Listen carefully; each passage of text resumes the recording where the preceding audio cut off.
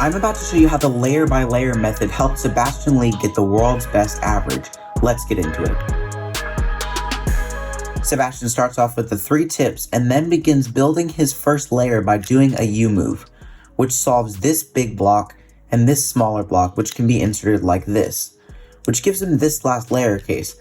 But instead of just solving them both, doing a U and doing the last layer case, he does something even smarter. So he does the R move, and then from here you can cancel into this last layer case like that. There's an alternate alg for this case, which goes like that, and the first move for it happens to be an L. So he does this, stops the timer, and gets a 1.05. This next solve is a 0.89, and as you can see, the V is already pre-made except for one move.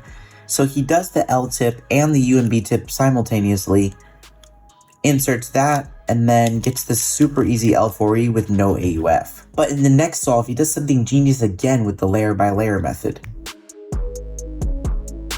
On this third solve, Sebastian builds a blue first layer by solving those 2 tips and doing a U prime and a B move at the exact same time.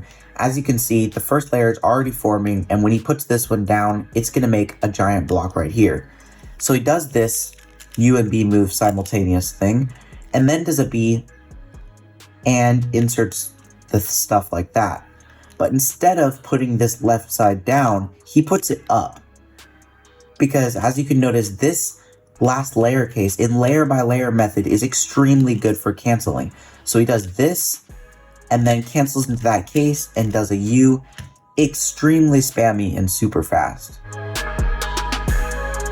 This fourth solve is a typical Sebastian Lee solution, but stick around until the end because the 5th solve is so mind-blowing that it will make you reconsider which method you're using. So he starts off doing the L and U tip, and then he does a U. This is an already pre-made block, and the U solves this block. He inserts it in the back doing a U push, and then gets this super spammy L3E case.